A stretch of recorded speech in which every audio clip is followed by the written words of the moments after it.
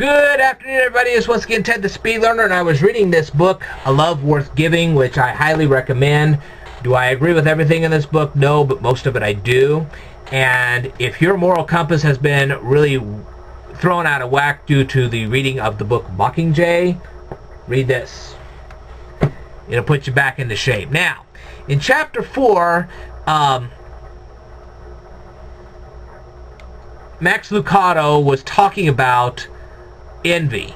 Let me tell you something. You say, well, I'm envious of that guy because he has a brand new car. Okay, that means a brand new car with brand new higher insurance, with brand new car repairs, because those parts are going to be more expensive, so on and so forth. Oh, well, I'm a lady and my best friend over there has a better wardrobe. Well, that's a better wardrobe. She has to have a bigger closet because of the better wardrobe. She has to care for the clothes. That's taking more time, because remember, it takes time to care for special delicate clothes, so on and so forth. It can be quite a mess. And remember, she has to also make sure that there are no moths that get to the clothes and all this other stuff, and the clothes don't get ripped and all that. It gets to be little knickknacks and ceramics. Okay, now you have to have something to put those things in, and a shelf to put those things on. You got to make sure the shelf is not unstable and drops all the stuff down and breaks everything. And you got to make sure that all the knickknacks are dusted and the case they're in is dusted and all. Yeah, it can be quite a hassle. Okay. So envy, really? Oh, well, that guy's got more money than I do. He's taking a trip down to Mexico. Have you read the articles about what's been going on in Mexico? There are certain places you don't really need to go. You can get yourself killed going to certain places in Mexico. That's in the news. Really? You want to be envious of that? So, like I said, you need envious, right? Let's rethink this. Well, this guy's got a fancy new job. He's making all this money. Maybe. He's probably got twice the stress, too. It's probably endangering his health, and he's going to end up gaining all that wealth, and eventually he's going to have to spend all that wealth because he's going to tear his hair out to get his hair back. Maybe his teeth fall out, so he's going to have to do a new set of teeth, so on and so forth. Maybe his heart's all damaged because he's been under stress for so long. Really? That's nothing to be envious about. So like I said, just because he has more, there you go. Well, that guy's got a bigger house. Yes, he has to clean more too, and he has to do more costly repairs, so on and so forth. Really, you want to envy that? Hire home insurance too. There you go. That's real envy there for you. Now let's think about that mortgage. Maybe he got that thing on a loan, so now he's got this tremendous mortgage that he may or may not ever be able to pay off. Is that what we want to envy? Now, before I make the next statement, let me say this.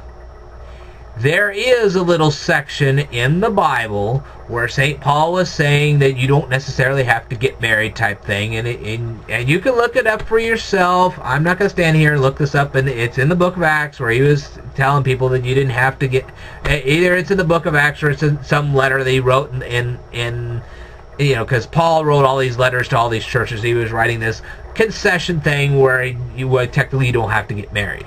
Now, there are going to be some people that are going to say, well, didn't God have Adam and Eve, and wasn't it destiny that everybody's supposed to get married type thing? Now, here's the catch.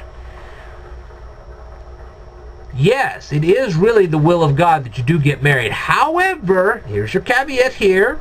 Here's your caveat. To the right person at the right time. Let me say that again. To the right person at the right time.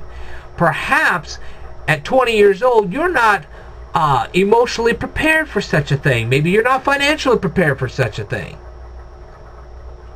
Well, you don't want to go rush off and get married just because somebody wants you to get married.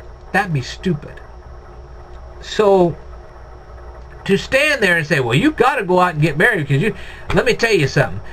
Think about Abraham and Sarah. They did not have a kid until they were 90 years old. So if God wants you to have a kid, you will eventually have a kid. That's the way it works. But he wants it done on his time, not on your time. Here's the thing.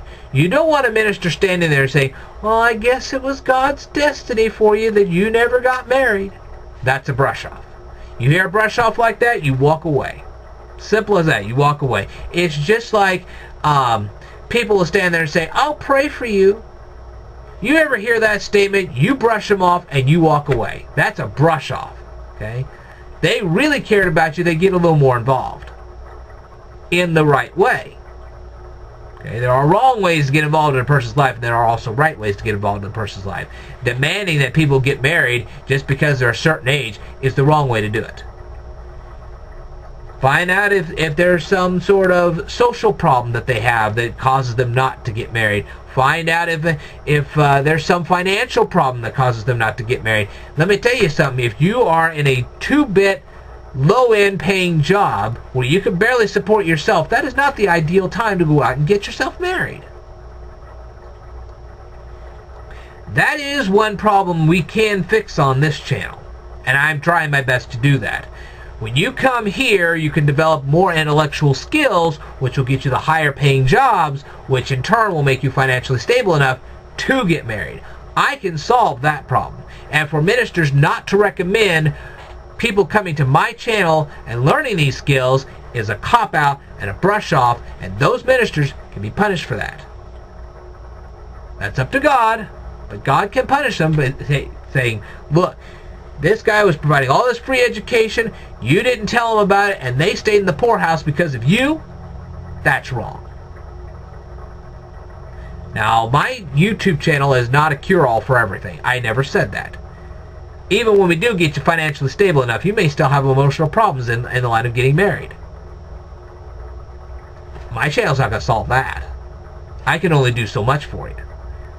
There are lots of social books that you can read, and you can develop better social skills, which in turn, so on and so forth. One of the biggest problems with people is that some people have developed a high intellectual standard, and the others just have not. And you have that communication gap because these people, it's like a Cray computer trying to talk to a TRS-80. And if any of you know what a Cray computer is, you know what a TRS-80 is, you can see where the big difficulty would come in. So you have to develop multiple communication skills for multiple sets of people. You have to assess how smart these people really are. And let me tell you something, when you have a person coming up to you and saying, hey, BR549, it's a real telephone number, right? Then you wonder how in the thunder they got out of high school knowing that. Or thinking that anyway. So, there you have it. When it comes to perpetual poverty, they say, well, you must be sinning. You may not be sinning at all. You just may be lacking intellectual skills. If it's because of lack of intellectual skills, you need to stay right here, learn from me, get yourself a higher paying job.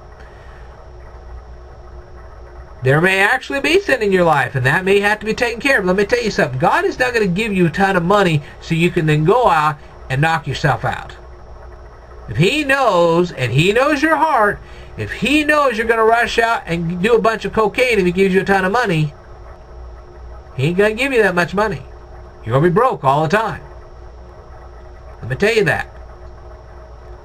God's not going to contribute to your sinning.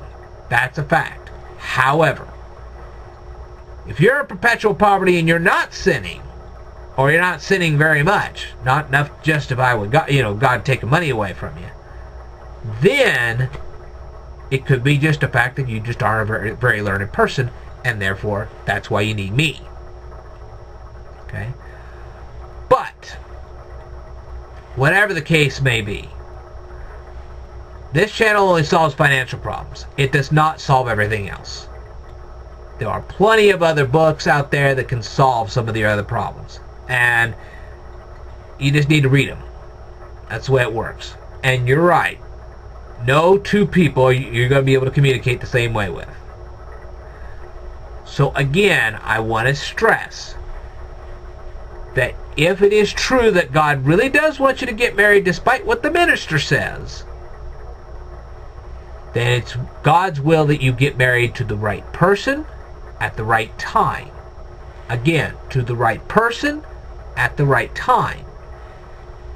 You may not get married until you're 40 years old, but that may be the time God wants you to get married, not at 20. He may not want you to get married till 60. So, it's about getting married to the right person at the right time. And let me tell you something. Let's say that there is somebody at 50 years old and they get married to somebody that's 23. Maybe that was the right person for them at the right time. There is no law after you get past the 18th year of your life that says that you have to get married within a certain age group. Some people are just compatible when they're 20 years apart. Maybe it's a relation of a teacher, a tutor, which I would say more of a tutor. Let's say it's a tutor to a student. Maybe the student falls so in love with the tutor that she just decides to marry him and makes a life with him. So there you go. Like I said, it's not about getting married. It's about knowing how to live with people, having a good financial position to do that too, and doing it at God's time, not your time. Not the minister's time, not your time, but God's time. God will say, this is the right person at the right time. He may say, well, that's the right person, but that's the wrong time. And if it's still the wrong time, you're not going to get married to that person. Doesn't matter how much you want it, doesn't matter how much they want it. God says, right person, right time. Alright. Hopefully you got all that. If you have any questions, leave them down here in the comments below. I'll try to be a little more specific with you, give you very specific examples. In the meantime, don't jump to conclusions. Just do what I'm telling you, and you'll be fine. Most importantly, do not be envious. Because I'm telling you what, oh, well, that guy cut me off. He's going down the road, and he's going to beat me to the stoplight. He also may beat you to the wreck that's going to happen up ahead. That's one thing I discovered. We were driving down the road. This guy just zooms off ahead of me, and I knew he was going to make the light, and I wasn't. And I'll tell you what, it wasn't more than a minute later, and this other guy comes flying down the road on a side street, and they collided, and I didn't. I avoided an accident because I was obeying the speed limit and the other guy wasn't. It was that simple. I obeyed the speed limit. The other person didn't obey the speed limit. The speed limit, and because the other person didn't obey, they got in a wreck. I've seen that. So, do we really want to be envious? Not really. Alright, I think I've talked too much, so I just want you all to have a great day and a blessed day, and I'd just like for you to stay tuned because I got a lot more to cover. Stay tuned.